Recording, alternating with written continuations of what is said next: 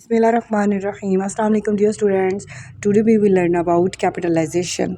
Learn capital letter. First rule is sentence start. यानी कोई भी जुमला स्टार्ट होता है तो उसका फर्स्ट लेटर हमेशा कैपिटल करते हैं. The cat is sleeping. The cat is sleeping. बिल्ली सो रही है. द का जो टी है वो कैपिटल करेंगे. The cat is sleeping. The cat is sleeping. Second rule is rule number 2 names. जब भी हम कोई नाम लिखेंगे किसी भी बॉय गर्ल किसी भी शख्सियत का तो हम फर्स्ट लेटर हमेशा कैपिटल करेंगे. ALI अली. अली का जो ए है वो हम कैपिटल करेंगे. सारा का S कैपिटल करेंगे. Okay. Next rule number 3 places.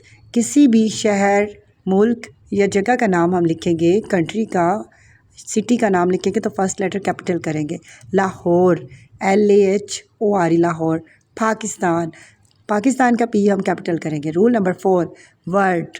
जब भी हम किसी सेंटेंस के स्टार्ट में कोई वर्ड लिखेंगे तो हम उस वर्ड को भी कैपिटल करेंगे. I am a boy. Practice makes perfect.